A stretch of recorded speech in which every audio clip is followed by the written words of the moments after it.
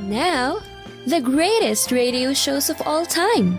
Suspense. The Shadow Node. Washington calling David Harding, counter-spy. Classic radio theater. The Great Gildersleeve. Fibber McGee and Molly. Dragnet. Gunsmoke. The Lone Ranger. Now, step back into our time machine with your host, Wyatt Cox. Good evening, friends of the Inner Sanctum. Crime drama this hour. We'll start a brand new Yours Truly Johnny Dollar story a little bit later. But now, Dick Kollmar, starring as Boston-Blackie. This episode, entitled 3 Witnesses, was originally broadcast June 4th, 1946. Mr. Austin, I just won't believe it. I know my grandfather was murdered. But that's impossible, Linda. Your grandfather was in a hospital bed, attended by several doctors, I among them, when he died. Yes, I know that. But just the same, I know that Joe Reed killed him. Linda, you'll have to face the facts. I know as well as you do that Joe Reed hated your grandfather. But your grandfather died a natural death. He suffered from heart trouble for 18 years. It was his heart that killed him. No, Doctor. Joe Reed killed him. I know it. I feel it. Why, Linda? Why would Reed kill your grandfather? You know very well why, Dr. Austin. Grandfather left him $50,000 in his will. Well, if that's your only logic, you and I had a reason to kill your grandfather, too. He left me $25,000. And you get more than $100,000. That doesn't make any difference. Grandfather was going to cut Joe Reed out of his will. I know it, and I think Reed knew it, too. And he killed Grandfather before he could do it. To keep him from changing his will, eh? Isn't that what you'd do, Doctor? I wouldn't commit murder for $50,000 or for any amount, and neither would Joe. No, Linda, I know you dislike Reed, but I'm afraid you can't make trouble for him. Your grandfather died a natural death. Well, I know he didn't, Dr. Austin. I know that Joe murdered him, and I'm going to prove it. How, Linda? How? I'm going to Boston-Blackie. That's how.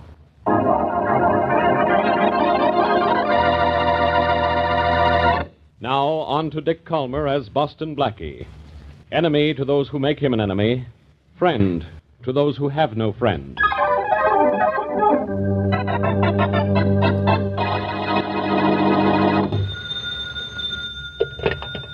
Hello? Hello, Tom. This is Bob. Oh, how are you, Bob? Fine. What's new? Oh, nothing. Just the same old stuff. Say, doing anything this weekend?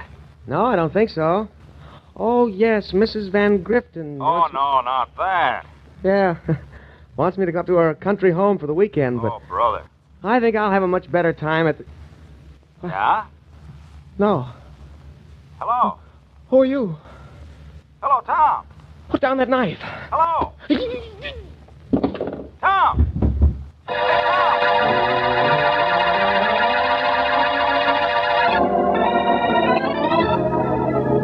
Tom! Children, don't go too far away from the door. And don't be late for supper. Dear, they never listen to me.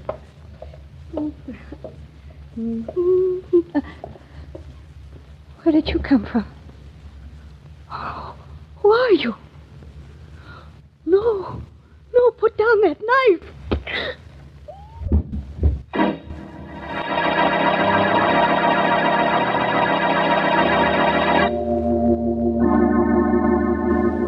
Here's the third one, Inspector Faraday.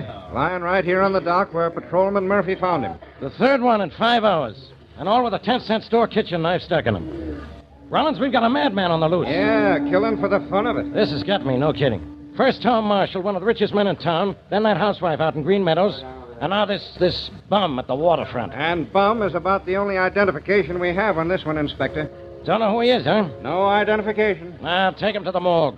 Maybe we'll get identification from fingerprints, dental work, if any. But we gotta work fast and grab this killer, or we'll have another body lying around somewhere. Yeah, but how are we going to figure where this killer's going to strike next? He just picks out anybody, anywhere, and sticks a knife in him. I know, but there must be some way Hey, who's this?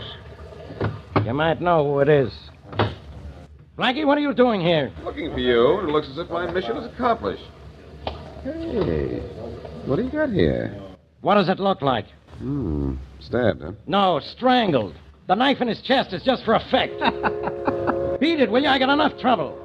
Since when is one body trouble for the great Inspector Faraday? One body isn't. But this happens to be the third one in the last 5 hours. What? Yeah, the third.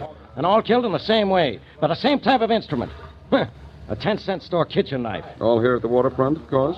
No, one of the victims was Tom Marshall. The millionaire? Yeah. Killed in his home. The second was a woman, Mrs. Harriet Jones. She was killed the same way, on a street out in Green Meadows. And now this, huh? Yeah.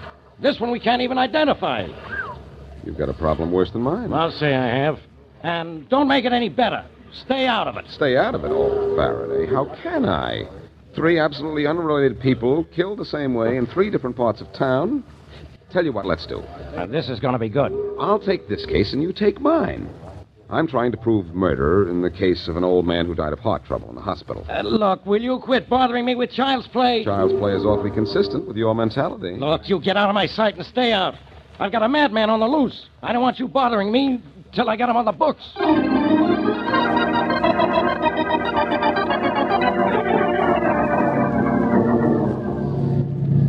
Where are we going, Blackie? The city hospital, Mary, to see Dr. Austin. What can he have to do with the 3 madman murders? Nothing, Mary. Faraday won't let me work on that case with him, and he won't give me enough information so I can go to work on it myself. So? So I'm going to see what I can do for Linda Graham. Oh, Blackie, it's just nonsense to believe what she told you about her grandfather being killed. Oh, Mr. Graham died of heart trouble. I know, but she thinks a man named Joe Reed killed him. Now, how? He died in a hospital bed surrounded by doctors. I know that, too. But according to Miss Graham's story, Joe Reed was an old man Graham's secretary. Oh, I see, and all secretaries kill their bosses. Now, what sense does that make? None. Reed was afraid he was going to be cut out of old man Graham's will, so he wanted to kill him before he had a chance to change that will. You say that as if you believe it. No, Mary, I don't believe it. Not yet, anyhow. But Miss Graham came to me in good faith, and I promised her that I'd do what I can for her. So? So, you're going to do what you can for her? Which is? Nothing? Well, not exactly nothing. I'm going to talk to old man Graham's doctor and to everyone else involved, but I'm afraid what I'll end up with is nothing. Well, here's the hospital. Well, here goes nothing.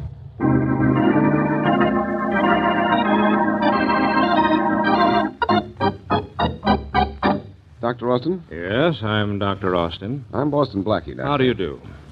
You won't mind if I ask you a few questions, will you? No, not at all, Blackie. In fact, I've been expecting you. You have? Yes. Linda said she was going to see you. Well, she did see me. She thinks her grandfather was murdered. Yes, I know, and by Joe Reed. Uh-huh, because Joe Reed was afraid he was going to be cut out of Graham's will. Any possibility Reed murdered Graham? None whatsoever, Blackie. I treated Graham for 18 years. He died in this hospital in the presence of 2 other doctors, both of whom have attested that heart failure killed him. Thank you, Doctor. It looks as if Graham's death was quite all right, and Miss Linda Graham is quite all wrong.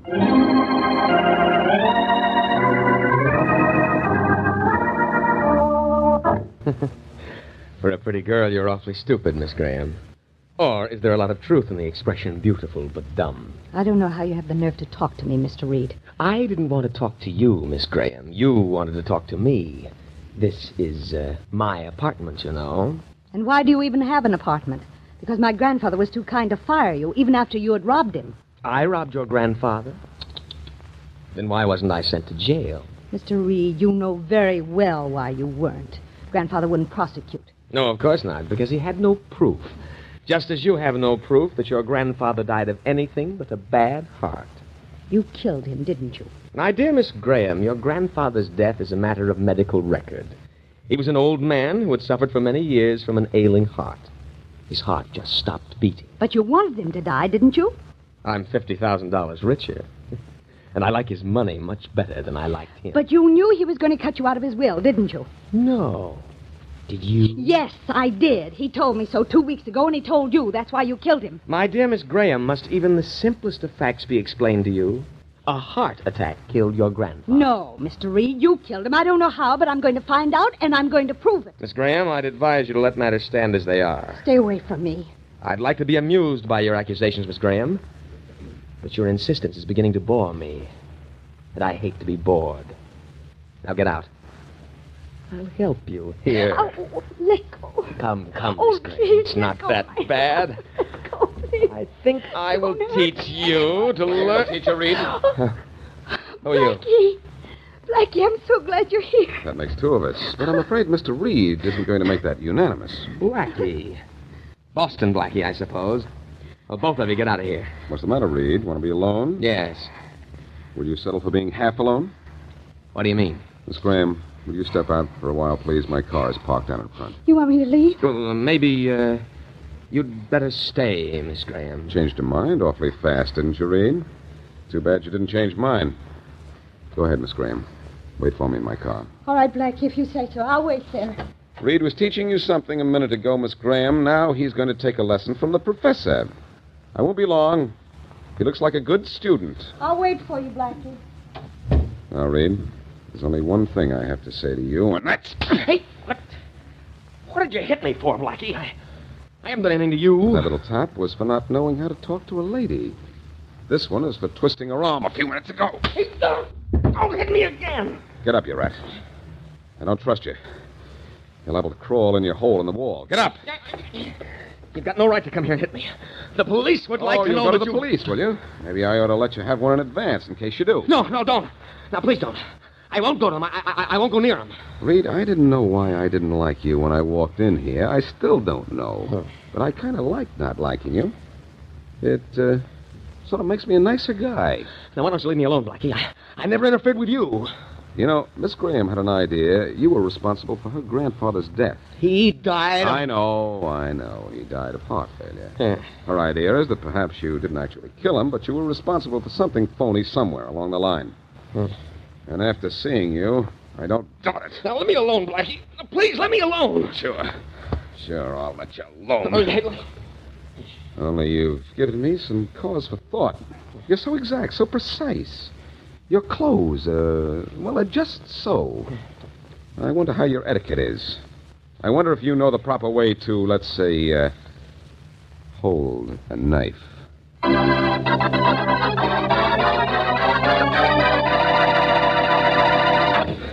June 4th, 1946. Boston-Blackie on Classic Radio Theater with Wyatt Cox.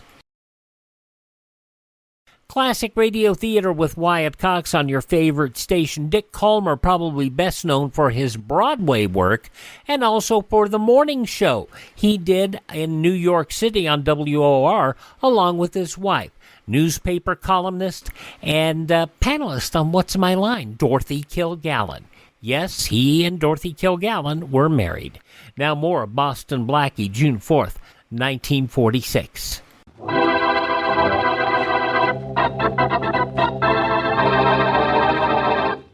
Linda Graham comes to Blackie to accuse Joe Reed of murdering her aged grandfather. But authoritative medical reports show the grandfather died in a hospital bed of a heart ailment he had been suffering from for 18 years. Meanwhile, Inspector Faraday is faced with a baffling trio of murders. 3 people in 3 different parts of town and in 3 different walks of life are murdered in the same way, and all within the space of 5 hours. As we return to our story, Blackie, unable to solve his case, walks into police headquarters to see how Inspector Faraday is doing with his. Hello, Rollins. How are you this afternoon? Fine, Blackie. Glad to hear it. Don't bother to announce me. I'll go right into Faraday's office. Oh, no, you don't, Blackie. The inspector doesn't want to see you. Even if he telephoned for me, Rollins? Oh, he called for you? Well, that's different. Go right in. Thanks, Rollins. Hey, wait a minute. Blackie, come back here. Did the inspector call for you? I didn't say he did, Rollins. My best chance was if I he said had teeth. even if he did. Yeah, that's right, Doctor. Thanks for letting me in. Yeah. Okay. You got the identification, huh? Good. Thanks, Dr. Parker. Goodbye. Oh, so it's you. Well, the same goes for you, too, Blackie. Goodbye. Now, Faraday, you know you don't mean that. You're glad to see me, aren't you? Yes, Blackie, I am. Looking at you makes me realize how lucky I am to be me. Well, lucky you. How lucky have you been with those 3 murders? Oh, I haven't been lucky at all. I've been smart. I got identification on the body we found at the waterfront. Yeah? How? Did the dead man wake up and tell all? No. He was identified through his dental work. Oh, is that so? What dentist? None of your business. Oh, all right. I'll solve the case by tracing back the knives using the stabbing. I've already done that. They can't be traced. They're ordinary kitchen knives bought at the 10-cent stores. And every dime store in town carries them. You just don't want me to help you, do you? I'll tell you a little secret, Blackie. What? No! Faraday, who was the dentist who identified the 3rd victim? None of your business. Oh, come on, Faraday, please. No. Please, Faraday. No, I said. All right. But I'll tell you something else you said, Inspector. What? You were on the phone when I came in, and you said, thanks lots, Dr. Parker. So what? So Parker is a doctor. A doctor can be a dentist, and I'm going to see him to get my teeth into this case.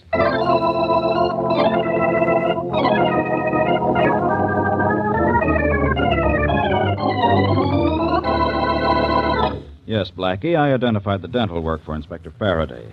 The dead man was Ernest Brown, a carpenter here in the building. I see. But, Well, do you know any reason why anyone would want to kill him, Dr. Parker? No, none at all.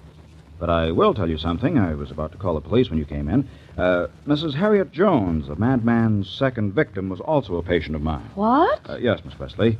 Oh, I know that she lived out in Green Meadows, but I used to practice out there, and, well, she got in the habit of coming to me. Well, now, don't tell us Tom Marshall was a patient of yours, too. If he was, I'm going to faint. Well, Tom Marshall wasn't a regular patient of mine. He was passing by one day, and he had a toothache, and saw my sign and stopped in for an emergency treatment. One day? What one day? That might have some significance. Yes, I think it does, Blackie. That's what I was going to call the police about. It was a week ago last Friday. Well, why call the police about that? Because, Miss Wesley, a week ago last Friday, Ernest Brown and Harriet Jones were in my office, too. And all three of them were here at the same time. Well, I'd say that's interesting, but it's not. It's more than interesting. You think it has direct bearing on their being murdered by this madman? I don't know. But it's the first hint of a connection with the three of them. Dr. Parker, while they were here, was anyone else with them? No. No, the three of them were alone in the waiting room. My nurse and I were busy in the other room with another patient. Then that's it. While they were sitting here, they saw something or heard something. The killer didn't want them to see her here. Come on, Mary. Where to? I'll tell you later. Dr. Parker. Yes? Call Inspector Faraday and give him the information you just gave me, but tell him not to do anything about it until he hears from me. All right. Come on, Mary. Let's grab an elevator and get out of here. All right. Blackie, are we really on the way? What are you looking at? At that door at the other end of the hall. Here, I'll ring for the elevator. For goodness sakes, by the name on the door, it's Lester Graham's old office. Yes. It's very interesting. Maybe our mad killer is Joe Reed, and the three patients in Parker's office heard him say he was going to kill... Oh, no. Why not? Oh, just one little fact, Mary. Graham wasn't murdered. Still, Graham's office, being so near the dentist's waiting room, would put Reed in possible contact with the three murder victims. Because he was Graham's secretary? Yeah, I suppose so. But why would all three of them be killed? What do they have in common? They weren't witnesses to a murder or anything like that. No, but what were they witnesses to? We'll find the answer to that, and you'll find out why they were killed. That's a great statement, Mary. Oh, I'm a great girl. My gosh, have the elevators in this building stopped running? Huh? Oh, what are you doing, daydreaming? No, day thinking. What can three different people from three different parts of the city have in common? I don't know. But let's stay with that witness angle. What could they have seen? Mary, I've got it. If there was another will cutting Reed out of Graham's first will, I've got it. Got what? Mary, it takes three witnesses to make a will absolutely uncontestable. The three people in Parker's waiting room could have been witnesses to Graham's second will, if there was such a thing. And he could have been looking for witnesses and walked in there. That's right, Blackie. And Reed knew about the will, stole it, destroyed it, and then killed the three witnesses. That is, of course, providing a second will existed. Well, how can you find out? As you say, it's probably been destroyed. I think I know how, Mary. Come on. We've got to get to a telephone.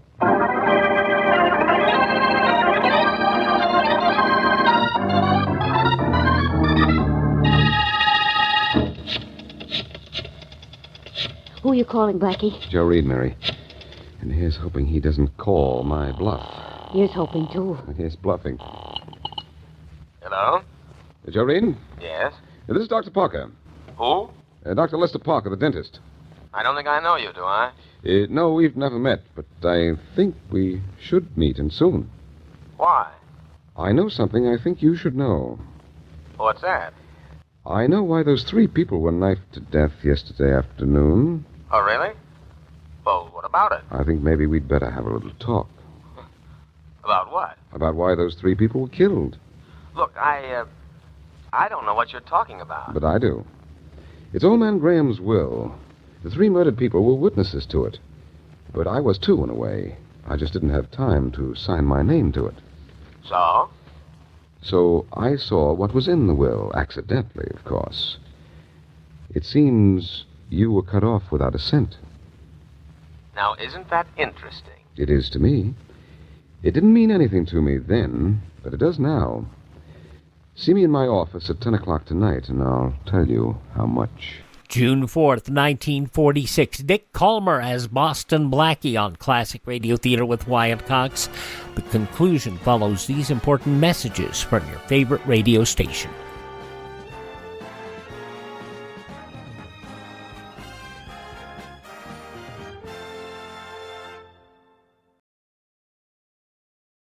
Just going to take a minute here to tell you about the big savings going on now, the clearance sale at mypillow.com. And you know, I've talked about how in my office I have a pair of my slippers, and they're really comfortable, and they're on clearance right now. The mypillow.com slippers, $25 a pair, limit 10. And I would buy 3 or 4 more pairs. Unfortunately, they're out of my size. They also have sheets, pillowcases, clothing items, all on special right now. Go to mypillow.com, click on the clearance tab at the top of the page, use my promo code Wyatt, or call 1-800-928-4715.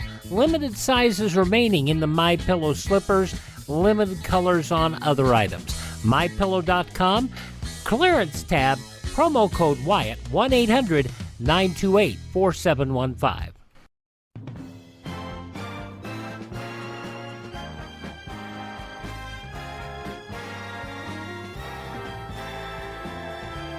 Classic Radio Theater with Wyatt Cox, the conclusion of Boston Blackie, starring Dick Kollmar, June 4th, 1946.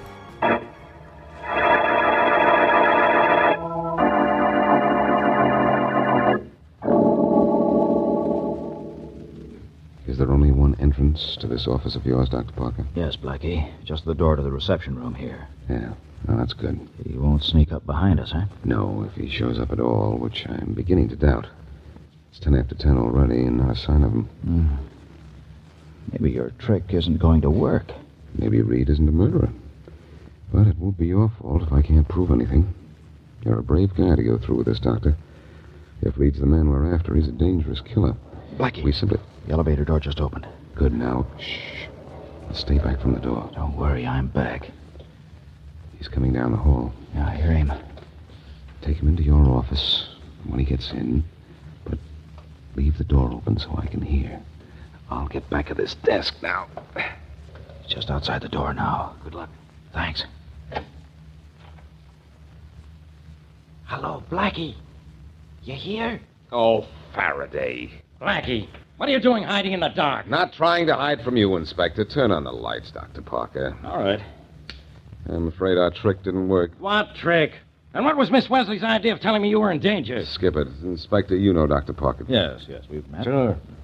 Blackie, what are you up to? I thought I was up to grabbing your killer for you, but it seems my suspect didn't come up to be grabbed. Come on, Doctor. I'll drive you home. Okay, I'll get... You come along, too, Faraday. I'll tell you all about it on the way.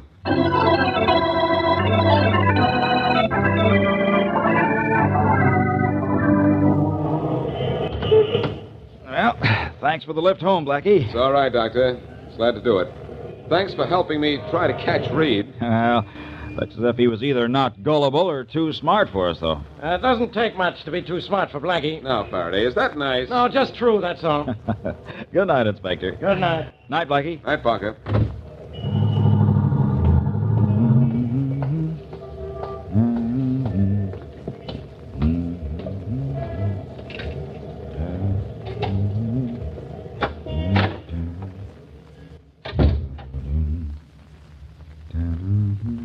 Good evening, Dr. Parker. Who are you?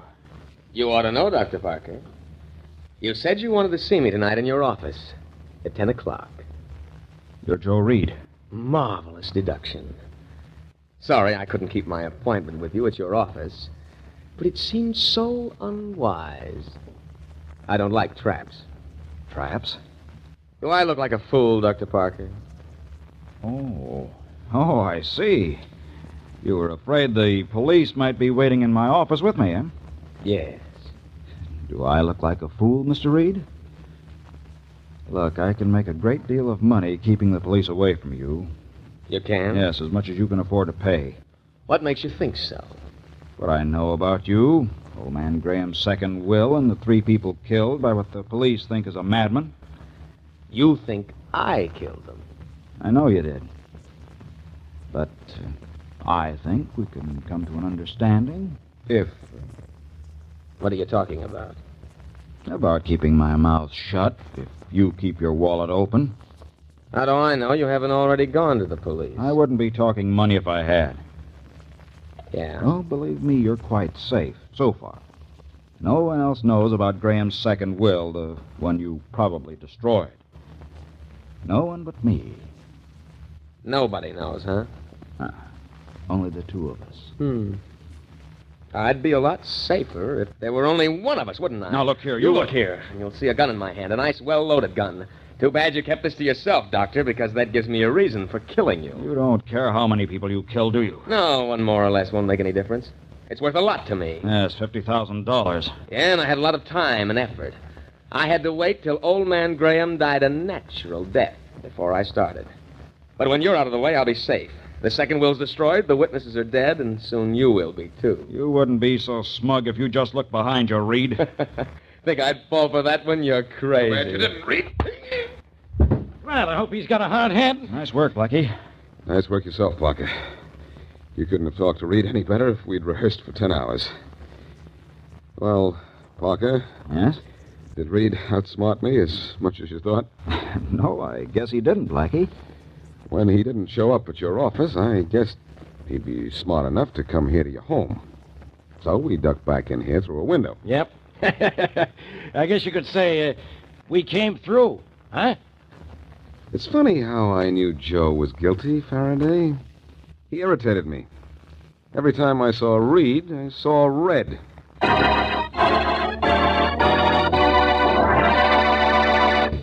June 4th, 1946, Boston-Blackie on Classic Radio Theater with Wyatt Cox. Classic Radio Theater with Wyatt Cox. Now it's time for another 5-part episode of yours truly, Johnny Dollar. These episodes this week, Howard McNear plays Mike in the Indestructible Mike Matter. This episode, first episode, was originally broadcast June 4th, 1956.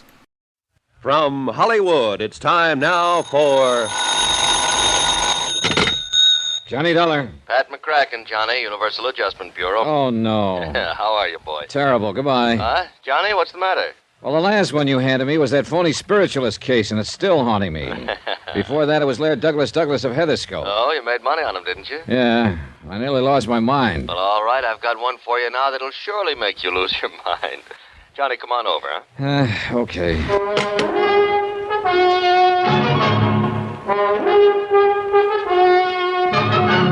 Tonight and every weekday night, Bob Bailey in the transcribed adventures of the man with the action-packed expense account, America's fabulous freelance insurance investigator. Yours truly, Johnny Dollar.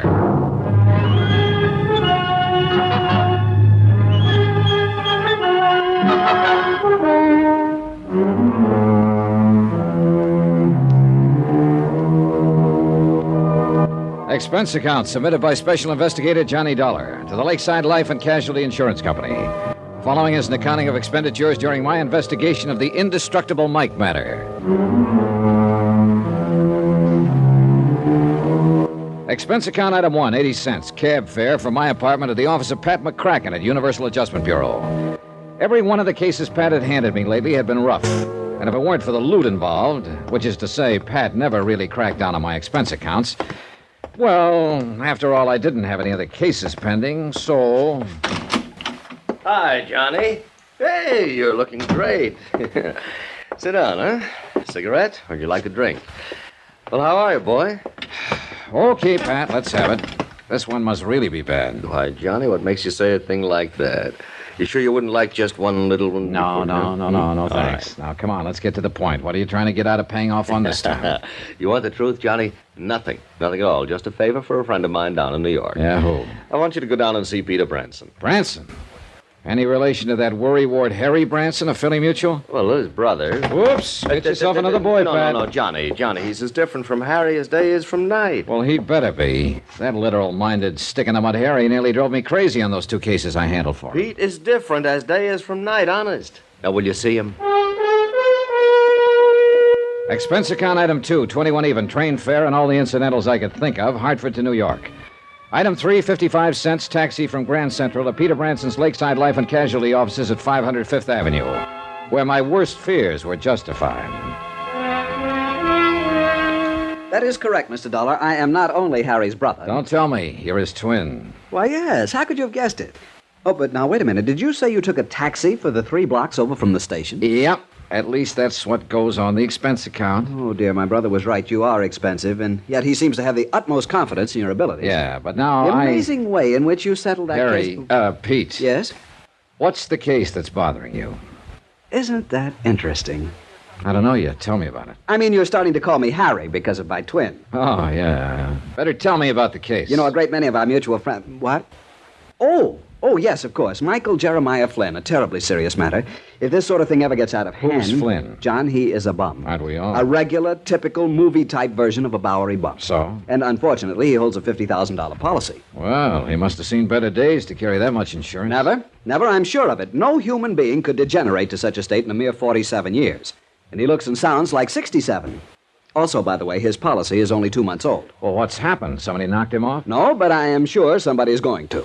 Well, then why did you insure him? It was Martha who was really responsible. Who's she? Martha Ingersoll, the girl I had working for me here in the office at the time he applied for the policy. I was out sick for a couple of weeks, and I'm afraid that when I came back, I did not pay sufficient attention to the application she'd accepted. At least so far as Flynn's policy is concerned. You better tell me about it. Oh, of course, he'd passed his medical all right, though heaven knows how. And his cash payment of the premium was all right. Yes, cash. But I still should have investigated myself before allowing the policy to be issued. Look, you still haven't told me what's wrong. Now, of course, it's too late. Pete. Oh, of course. Well, it's simply this. The home address that we have for him has turned out to be the Glad Hand Rescue Mission, just off Fulton Street, near the Fulton Market. Yeah, biggest fish market in the world, isn't it? Well, yes. A fascinating place.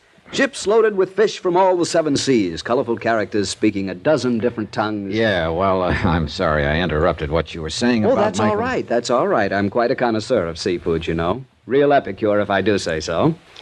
Have you ever tasted Boston scrod? Yeah, sure. Now, let's get back to the case. Oh, yes, Michael Flynn. Michael Flynn, that's right. Well, Mr. Dollar, John... It's simply because of what's happened before that I'm so worried about this one. After all, $50,000 is a sizable policy. And what has happened before? The same thing, so you can see. Harry, Pete, I can't see a thing. John, it's like the Angus Cormac matter back in 47, like the old Mother McCrary affair that happened. Trying to tie Peter Branson down to the facts of the case was exactly like trying to tie his brother Harry down, only more so.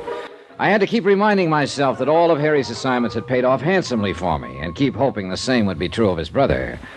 3 separate times in the next 15 minutes, Pete launched forth on the Epicurean delights of seafood. And 3 times I vainly tried to steer him back to port. Finally, I threatened to walk out on him unless he got down to business. All right, John, I'll give it to you in black and white. Oh, not literally, of course. I mean, I'll tell you from the beginning. Attaboy. Now...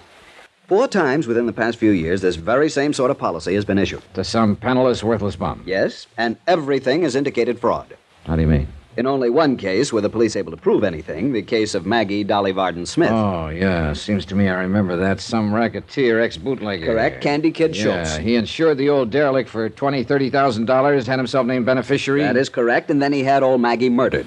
Of course you remember. And you think you've got the same sort of a situation here? Yes, John, I'm afraid so. And you can't cancel the policy unless there's proof of an attempt at fraud. Correct. So you can see why I'm so deeply concerned over this. Oh, if only I hadn't left Martha Ingersoll in charge while I was sick. Who's named as beneficiary in the policy? Well, she did sell some good policies. Beneficiary. Oh, yes, here it is. John Wesley Cosgrave, 621 East 49th Street here in Manhattan. Mm-hmm. What do you know about him? Nothing, really. And frankly, I'm afraid to find out. John? Yeah, I'll look into it. And what's the address of this rescue mission where old Michael hangs out? It's down near the big Fulton Fish Market. Let me see. Here, why don't you give me that whole folder so I can get what I want from it? Of course, John. But I am sorely afraid there isn't much to get. I'm sorely afraid Peter was right. But I had to start somewhere. Item 4, 280, taxi back to Grand Central to pick up the bags I'd parked there, and the same taxi to a slightly dingy little hotel a couple of blocks off Chambers Street on the Lower East Side. Item 5, $9.83 to a second-hand clothing store where I outfitted myself in hat, coat, pants, shirt, shoes, and socks that I hope would make me eligible for a spot on a bench at the Glad Hand Rescue Mission. When I finally shuffled into the place, which looked more like a cheap flop house than a mission, I felt somewhat like a kid playing tramp at Halloween. Welcome, brother. Welcome to the mission. I'm Daddy Bill. Hi. The entrance to the soup kitchen is over at the side, you know. Yeah, well, I just want to sit down for a spell, rest my feet. And have you a bed for the night, brother? Who knows? I'll make out. Well, there's always room for one more, you know. Will you be here for our meeting tonight? Well, I don't know. You have an excellent singing voice, I can tell. Are you sure you don't want something to eat, my boy? No, I'm all right. Well, then, just sit and be comfortable and we can talk. I kind of hope maybe I might run into Mike. Mike? Flynn. Oh, yes, of course. Michael lives here. Spends most of his evenings with us, poor fellow. Although I really shouldn't say that. Huh? Say what? Poor fellow. After all, he's also one of our biggest contributors, too, when he's sober. Although where his money comes from, I'll never know. Yeah, well... Although I'm sure it's money honestly gained. Michael's very religious. He's taken the pledge many times, many. Has a lot of money now and then, huh? Yes. He seemed to think he might have a contribution for us when he comes back tonight. But you don't know where he gets it. My boy, I never ask these personal things of the brothers. Now tell me all about you. You're from out of town, aren't you? I can tell. This was something I hadn't anticipated, and I had to rack my brain to come up with a story that would convince Daddy Bill I was a bum. When I could get a word in edgewise, that is. And the kindly, gabby old biddy proceeded to tell me in minute detail the life history of all of the habitués of his mission. All, that is, except the one I was interested in, Mike Flynn. Maybe he was suspicious of me. Afraid I might be trying to get my hands on some of the money old Mike frequently showed up with. Generous in the extreme, John. That's why I feel I must protect him from some of the people who come in here and might try to take advantage of him. Sure, Daddy, you're right. Responsibility for the care and welfare of the brothers weighs heavily upon me sometimes, but it's a burden I'm glad to bear. Yeah, well... Feed their stomachs and feed their souls. That is my task. You say you think... And as I say, it's a task I'm privileged to assume. After all, whom else have they to lean on? You think Mike will be back here tonight? Oh, yes, John, I'm sure he will. Oh, but listen. The quartet in the, we call it in the music room. Can you hear them? Oh, yeah. Yes, they're getting ready for the meeting tonight. Aren't they wonderful? Beautiful voices. Yeah, they ain't bad at that. You're sure you won't join them? Oh, no, some other time, huh? Now, when whatever you say, but if you're going to stay here long, my boy, with that wonderful voice of yours, I can tell. I will insist that you join one of our singing groups. Yeah, about Mike again. Oh, dear, did you hear that? Someone hit a sour note. Poor boys, they just can't get along without my help. You'll just have to excuse me, John, while I go back there and lead for them. I'll come back later. We'll talk.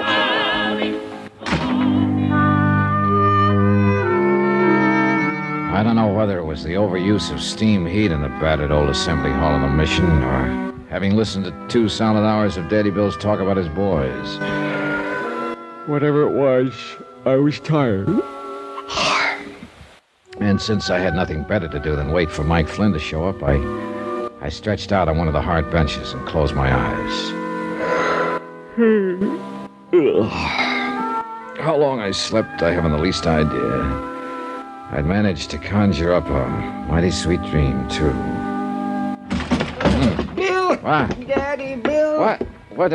Where? Oh, there. Oh, hold it, fella. Hey, you've had a couple too many. Yes, I guess. Hello. Bill! He's out back working with the quartet now. Come on over here and lie down. Yes, I guess old Michael Jeremiah Flynn, sir. Mike. And I guess I have had a couple... A couple too many was right, but not of what I'd thought. His tattered coat opened as he fell, and there, just below the heart, 2 dark red splotches slowly widened on his ragged shirt. And it looked like Peter Branson was right. The beneficiary of Michael Jeremiah Flynn's life insurance policy was anxious to collect.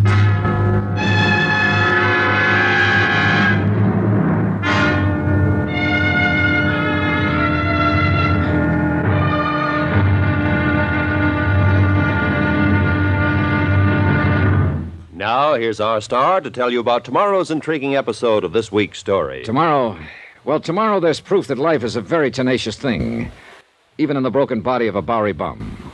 Join us, won't you? Yours truly, Johnny Dollar.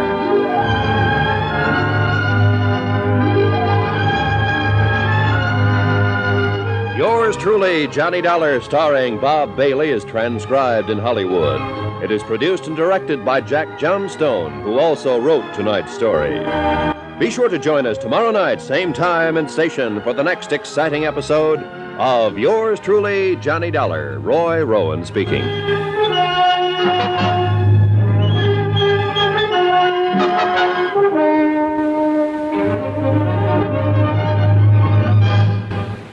And there you have it, part 1 of the 5-part Yours truly, Johnny Dollar story, The Indestructible Mike Matter. And you gotta love the characterization that Howard McNear brings to this. June 4th, 1956, right here on Classic Radio Theater with Wyatt Cox. Thank you so much for making us a part of your day. Would you thank this station, support their advertisers? It is their kindness and courtesy that allow us to be with you each and every time we roll around here on your favorite station. Now, if you miss a day, you don't have to miss a single show, because every episode of Classic Radio Theater with Wyatt Cox is not only available via podcast, but on demand at our webpage, classicradio.stream. classicradio.stream. Podcast information is there. You can also stream our shows on demand, learn about building a classic radio collection of your own, find our social media links, and you can also buy me a coffee.